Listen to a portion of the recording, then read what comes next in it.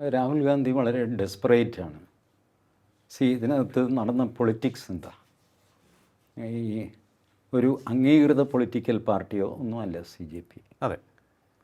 ആ C J പിയിലെ മുഖ്യ നേതാവ് അഭിജിത് ദീപ് കെ, അയാളെ മാറ്റി നിർത്തിയിട്ട് അയാളുടെ താഴെയുള്ള ആശുതോഷ് റാങ്ക, പിന്നെ ഒരു സൗരവ് സമ്പടി, അതെ, ഈ രണ്ട് പിള്ളേരെ വിളിച്ചാണ് കേന്ദ്ര സർക്കാർ ചർച്ച ചെയ്യുന്നത്.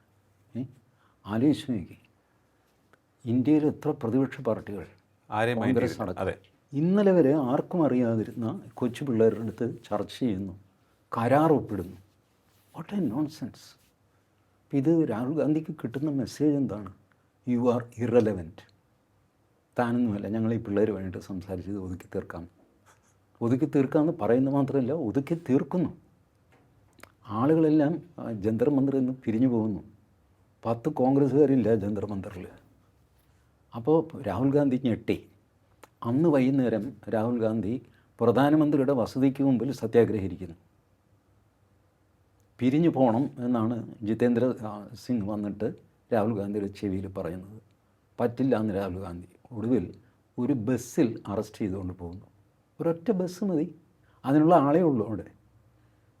രാഹുൽ ഗാന്ധിയുടെ സമരത്തിൽ രാഹുൽ ഗാന്ധി ഈ തവള മലച്ച് കിടക്കുന്നു, അല്ലെങ്കിൽ മലച്ച് കിടക്കുന്നു, പൊക്കി എടുത്തിട്ട് ബസ്സിൽ കയറ്റുന്നു. എന്തൊരു, ഞാൻ പറയുന്നത് ഇതൊക്കെ ഈ പറഞ്ഞ വിദ്യാർത്ഥി നേതാക്കൾ, അവർ ലോക്കൽ നേതാക്കളൊക്കെ ചെയ്താൽ മനസ്സിലാക്കാം. നാഷണൽ സ്റ്റേച്ചറുള്ള ഒരാൾ ഇങ്ങനെയാണോ സമരം ചെയ്യേണ്ടത്? പുള്ളിക്കിത് ചെയ്യേണ്ട ഗതികേട് വന്നൊന്നുമില്ല. അതിനർത്ഥം ഇത് ചെയ്യാനൊന്നും ആളില്ല, വേറെ ആൾക്കാരില്ല. ഉണ്ടെങ്കിൽ തന്നെ മാധ്യമ ശ്രദ്ധ കിട്ടില്ല. ഇപ്പോൾ രാഹുൽ ഗാന്ധി വല്ലാതെ പരിഭ്രമിച്ചതിൻ്റെ വേറൊരു ലക്ഷണമാണ് പുള്ളി കഴിഞ്ഞ ദിവസം ഈ FIR ഇടണം എന്ന് പറഞ്ഞിട്ട് ഇവിടെ പോയില്ലേ, പോലീസ് സ്റ്റേഷനിൽ. പെല്ലറ്റ് ഗൺ ഉപയോഗിച്ച ആളിനെയും കൊണ്ട് പോലീസ് സ്റ്റേഷനിൽ പോയിട്ട് FIR ഇടണം. ഇതാണ് ഈ സ്ക്രിപ്റ്റഡ് ആണ് രാഹുൽ ഗാന്ധിയുടെ സമരം എന്ന് പറയാൻ കാര്യം. ഈ പ്രശ്നം അറിയാമോ? ഭാരതത്തിന് സ്വാതന്ത്ര്യം കിട്ടി. സ്വാതന്ത്ര്യം കിട്ടിയപ്പോൾ ബ്രിട്ടീഷുകാർക്ക് ഇത് കൊടുത്തേ മതിയാവുന്നുള്ള സ്ഥിതി. അമേരിക്ക ഇതിനെ വാച്ച് ചെയ്തത് ബ്രിട്ടീഷുകാരെന്ന വലിയ ശക്തിക്ക് അട്ടിമറി സംഭവിക്കുന്നു. അവരുടെ കയ്യിൽ നിന്ന് ഓരോ രാജ്യം, ശ്രീലങ്ക പോയി, ബർമ്മ പോയി, ഓസ്ട്രേലിയ പോയി, കാനഡ പോയി. ഇവിടെ ഇതെല്ലാം കോമൺവെൽത്ത് ആയിട്ട് അറിയപ്പെടുന്ന രാജ്യങ്ങളാണ്. അതെ. അപ്പോൾ ഇവരെല്ലാം പോയി എങ്ങനെയാണ് യൂറോപ്യന്മാരുടെ കയ്യിൽ നിന്ന് ഇവരൊക്കെ രക്ഷപ്പെടുന്നത്? ഈ റിസർച്ച് അമേരിക്ക ചെയ്തു. 1968 ജീൻ ഷാർപ്പ് എന്ന ആൾ 198 methods of non violent regime change, അങ്ങനെ, അതായത് സമാധാനപരമായിട്ട് ഒരു ഭരണകൂടത്തെ അട്ടിമറിക്കാനുള്ള 198 വഴികൾ. 200 നമ്മളൊക്കെ ആണെങ്കിൽ ഒരു 2 കൂടെ എഴുതി സാറേ, നമുക്ക് 200 ഒപ്പിക്കാം, എന്തെങ്കിലും എഴുതാം എന്ന് വിചാരിക്കും. അല്ല, 198. കാരണം ഇത് മനുഷ്യരുടെ മനസ്സിൽ നിൽക്കും. 200 ചിലപ്പോൾ മനസ്സിൽ നിൽക്കില്ല, 198 എന്ന് പറയുമ്പോൾ മനസ്സിൽ നിൽക്കും. ഇതൊരു സ്ട്രേഞ്ച് ഫിഗറാണല്ലോ. അതെ. ഇയാൾ ഓക്സ്ഫോർഡ് യൂണിവേഴ്സിറ്റിയിൽ റിസർച്ചിന് കൊടുത്ത തീസിസ് അതാണ്. ആ തീസിസ് താമസിയാതെ പുസ്തകമായിട്ട് ഇറങ്ങി.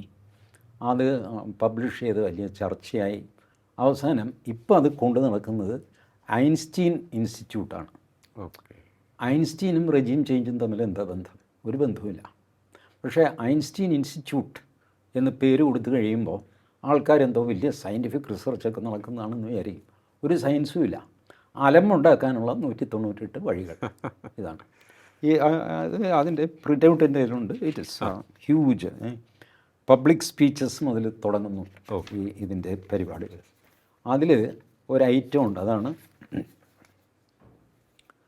Non violent harassment. 161ാമത്തെ ടെക്നിക്കാണ് നോൺ വയലൻറ്റ് ഹറാസ്മെൻറ്റ്. ഇതാണ് രാഹുൽ ഗാന്ധി ആ പോലീസ് സ്റ്റേഷനിൽ കാണിച്ചത്. നമുക്ക് ഈ പ്രശ്നം മുഴുവൻ സുപ്രീം കോടതിയിലെത്തി. വലിയ ബഹളം, ചർച്ച, സംഗതി കഴിഞ്ഞിട്ട് സുപ്രീം കോടതി ഒരു ഹൈ പവേർഡ് എൻക്വയറി കമ്മിറ്റിയെ വെച്ചിരിക്കുകയായിരുന്നു. അതെ. 5 മെമ്പർമാർ, 3 ജുഡീഷ്യൽ മെമ്പർമാർ, 2 പോലീസ് മെമ്പർമാർ, CBIയുടെ ഫോർമർ ഡയറക്ടർ, പിന്നെ മണിപ്പൂരിലെ മുൻ DGP, പിന്നെ 3 റിട്ടയർഡ് ജഡ്ജിമാർ, വളരെ റെപ്യൂട്ടഡ് ആയിട്ടുള്ള ആൾക്കാർ കമ്മിറ്റിയിൽ വെച്ചു. എല്ലാ പരാതിയും കമ്മിറ്റിക്ക് കൊടുക്കാൻ പറഞ്ഞു. ഇതാണ് സുപ്രീം കോടതി ജഡ്ജ്മെൻറ്റ്. വലിയ ജഡ്ജ്മെൻറ്റൊന്നുമല്ല, പക്ഷേ ഇതിൻ്റെ 6 പേജ് വക്കീലന്മാരുടെ പേരുകളാണ്. അയ്യോ, എന്തൊരു എത്ര വക്കീലന്മാർ, എത്ര പെറ്റീഷൻസ് ആണെന്നറിയാം 6 പേജിൽ.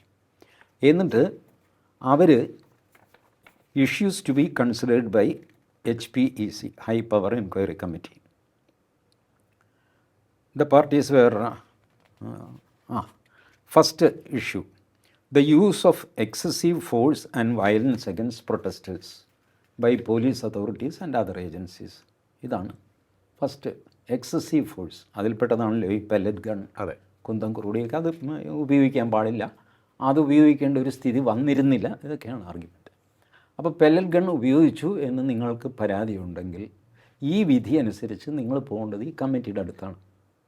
സാർ പെല്ലറ്റ് ഗൺ ഉപയോഗിച്ചു, എൻ്റെ ഇവിടെ കഴുത്തിൽ കണ്ണിൽ വേറെ വരും, ഇത് പറയേണ്ടത്.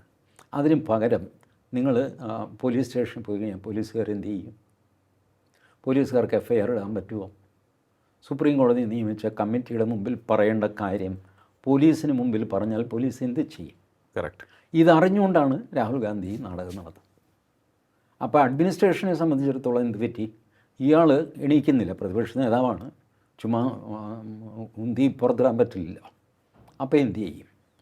He will not listen to any reason. കാര്യം പറഞ്ഞാൽ മനസ്സിലാകുന്ന അല്ലെങ്കിൽ മനസ്സിലായില്ല എന്ന് ഭാവിക്കുന്ന ഒരാളാണ് രാഹുൽ ഗാന്ധി. ചേട്ടാ, സുപ്രീം കോടതിയിൽ ഒരു കമ്മിറ്റിയുണ്ട്, ആ കമ്മിറ്റിയുടെ മുമ്പിൽ വേണം ഈ പരാതി, അല്ലാതെ ഇതും കൊണ്ട് ഇവിടെ വരരുത്. പെല്ലറ്റ് ഗൺ ഉപയോഗിച്ചെങ്കിൽ തന്നെ അത് ന്യായമാണോ? ഇതൊക്കെ അന്വേഷിക്കുന്ന കമ്മീഷനാണ്. ആ കമ്മീഷന് മുമ്പിൽ വേണ്ടേ നിങ്ങൾ പോകാൻ? പോലീസ് എന്ത് ചെയ്യാനാണ്? ഓൾറെഡി കമ്മിറ്റിയെ വെച്ച് അന്വേഷിക്കാൻ പറഞ്ഞ കാര്യം പോലീസിന് അന്വേഷിക്കാൻ പറ്റുമോ? കമ്മിറ്റിയേക്കാൾ വലുതല്ലല്ലോ പോലീസ് സ്റ്റേഷൻ. സുപ്രീം കോടതി നിയോഗിച്ച കമ്മിറ്റി എന്ന് പറയുന്നത് നിസ്സാര സംഗതിയാണ്. That is ultimate. അപ്പോൾ അവരുടെ ഏരിയയിൽ കയറിയിട്ട് പോലീസിന് FIR ഇടാൻ പറ്റില്ല. ഈ ധർമ്മസങ്കടത്തിലാണ് 5-6 മണിക്കൂർ. പക്ഷേ രാഹുൽ ഗാന്ധിക്ക് പൊളിറ്റിക്കൽ മൈലേജ് കിട്ടി.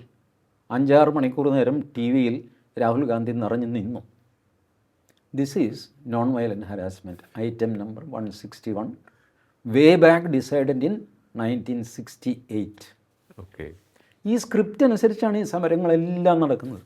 അവർ ജന്തർ മന്ദറിൽ കാട്ടിക്കൂട്ടിയ തെമ്മാടിത്തരം സംഗതി എല്ലാം തന്നെ ഈ 198 മാർഗങ്ങളിലുണ്ട്.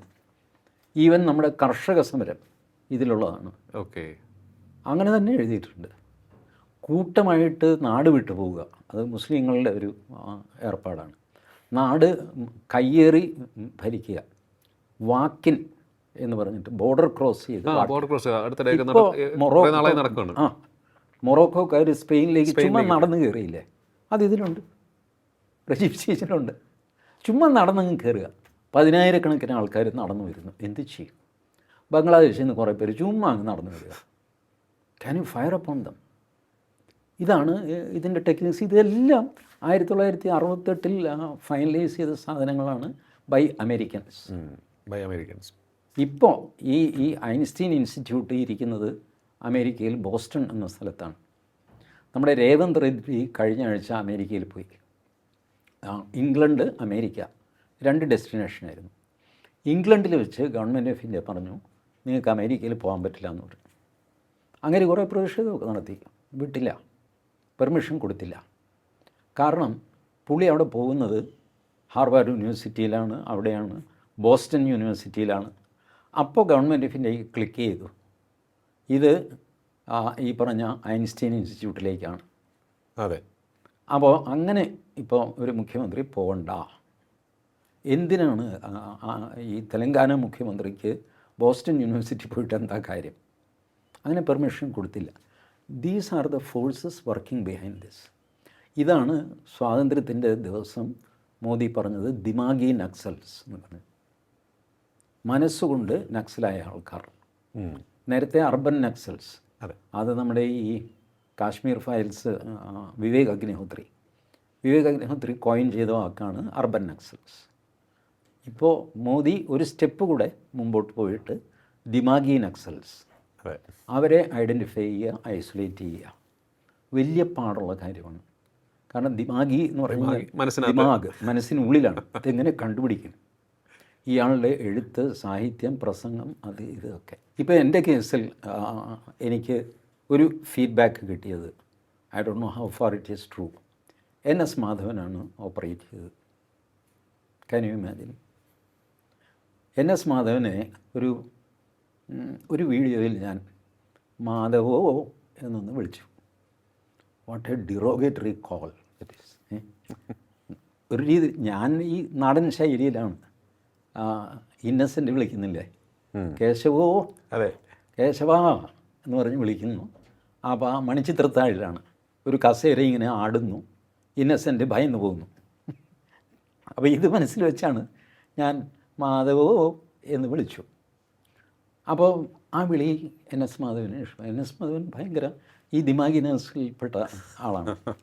അല്പം പ്രായമായിരുന്നേ ഉള്ളൂ, but he is there, he is the backbone of all these opera. ഇവർക്ക് പല ലേയേഴ്സുണ്ട്. NS മാധവൻ, അതിന് താഴെ നമ്മുടെ സുനിൽ പി ഇളയിടൻ ഇതുപോലെയുള്ളവർ, അതിന് താഴെ ഒരു കസേര പിടിച്ചിടാൻ വെമ്പി നടക്കുന്ന ആളാണ് നമ്മളുടെ ഉണ്ണി ബാലകൃഷ്ണൻ. ഈ CJP ഒരു പാർട്ടിയൊന്നുമല്ല, അവരെന്നെ ഗ്രാസ് റൂട്ട് ഒരു പാർട്ടിയൊക്കെ ആക്കിയിട്ട് ഒരു കാൽ അരവിന്ദ് കെജ്രിവാൾ ആകണമെങ്കിൽ തന്നെ കുറേ അധികം പാടുപെടാനുണ്ട് അവർക്ക്. So encourage dum. ഓക്കെ. അവർ കട്ട് ചെയ്യാൻ പോകുന്ന വോട്ടാരുടെയാണ്? കോൺഗ്രസിൻ്റെയാണ്, പ്രതിപക്ഷ പാർട്ടികളുടെയാണ്. അല്ല BJPയുടെ വോട്ട് CJP കൊണ്ടുപോകില്ലല്ലോ, പ്രതിപക്ഷത്തിൻ്റെ വോട്ടാണ് അവർ കൊണ്ടുപോകാൻ പോകുന്നത്. അപ്പോൾ അവരെ ഒന്ന് ലിഫ്റ്റ് ചെയ്ത് കൊടുത്താൽ പ്രതിപക്ഷത്തിൻ്റെ മൊത്തം പെർഫോമൻസ് കുളമാകും.